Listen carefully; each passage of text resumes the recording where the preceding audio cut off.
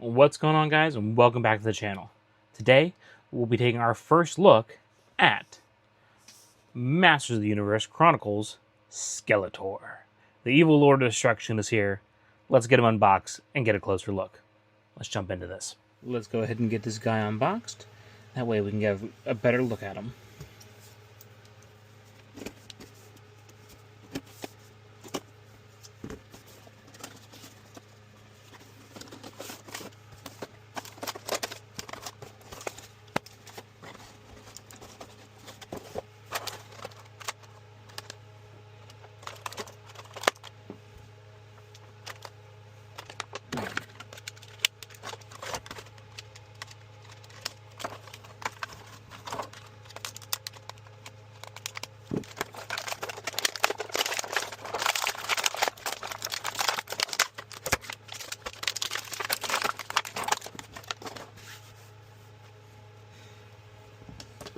Let's go ahead and get his Havoc staff in his hand, and we will go from there.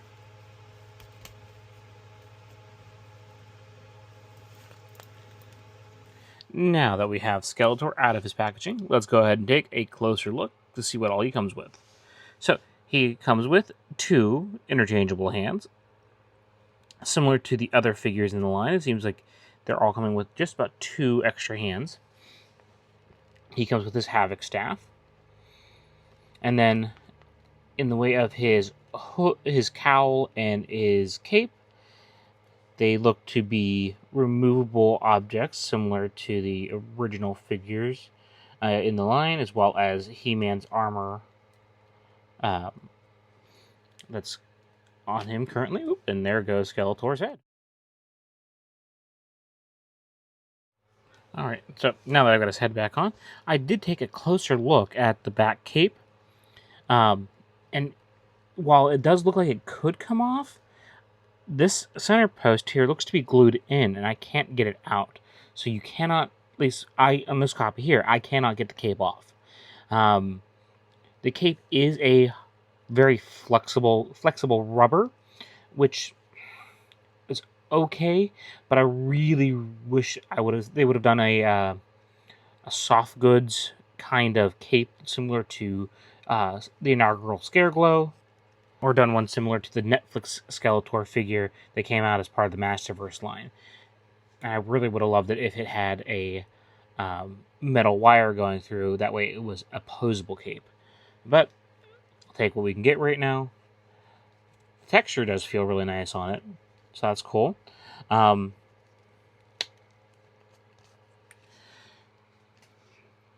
The cowl or hood does not come off of the skull, which, okay, interesting. Really wish it would, but I can see the vision they were going for with this figure. I will say though, come on, focus. This sculpt is fantastic. And one thing I noticed as I was putting the head back on, we have an articulated jaw, which is, to my knowledge, very rare on Skeletor figures. I don't think I've seen it on a lot of figures. It's usually a static placed jawbone, but this is really, really cool. Well, diving into the rest of the articulation. So, even with the cowl, he does have great movement for his head. He can look around. He's got great up and down motion. Take this staff out for a minute. There's a little bit of purple on, a little overspray on mine. No big whoop. Arms can go out in full T-pose. He's got a decent butterfly joint. Not as well articulated in the butterfly joint as the He-Man figure was, but still not bad. Seriously decent ab crunch. An upper torso rotation. Decent waist rotation. He can kick forward about that far with the hip skirt kind of getting in the way there. Can't really kick forward too far back because of how the butt is molded on this figure. He can kick outward, He does have double jointed knees, so that's going to give him very dynamic posing. The ankle pivot, and he's got a very decent ankle pivot, about 25 degrees it looks like. Foot can go forward, foot can go back. The elbows are double jointed on him. I didn't mention that when I was looking at the arms. He's got a forearm swivel and a wrist swivel and a bicep swivel. He's got a calf. Does he have a calf swivel? Oh, it is there. It's just because of the type of plastic they used on his boots, it sticks a little. So once you get it loose, it should turn just fine. He does not have an upper thigh swivel, but you do get that partially there just because of it being a ball joint in there.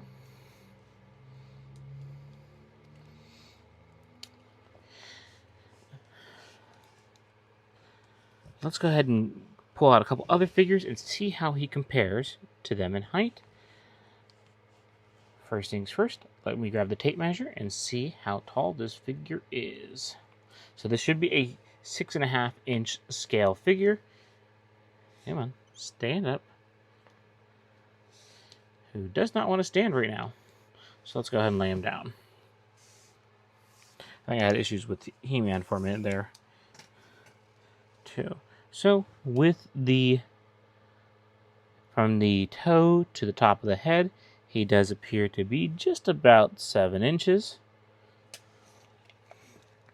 And width-wise, he's about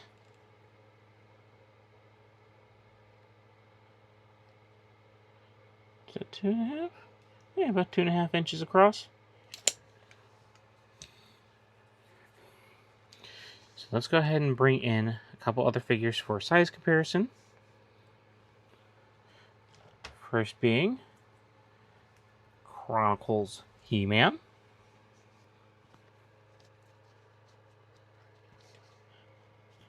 If I'm looking at it right, He-Man's slightly taller than Skeletor, making sure I don't have any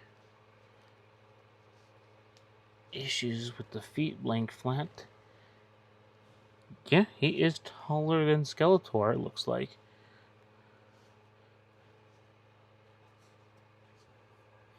But not by much.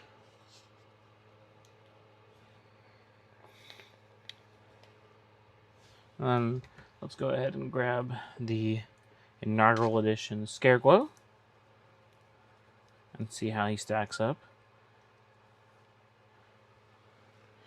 Height-wise,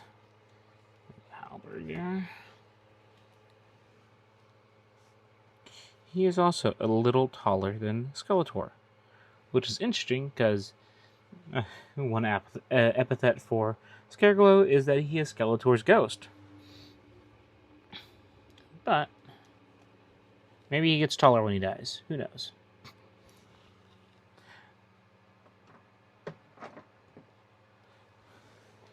Plastic feel for the actual figure base is rather nice. The rubber feels very similar to that I saw on the He-Man figure. The boots on this guy, I'm not sure exactly what they did, but man, they are tough to turn. Oh, there we go. Finally got it. Okay.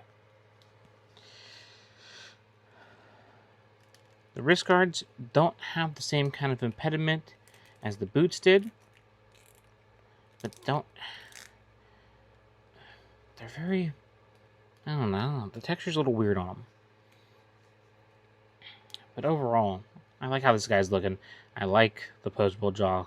It'll be fun to play around with that a bit and posing. Overall, I think this is a decent figure. I'm really enjoying Mattel's deluxe articulation. I think this is probably the weakest implementation of it.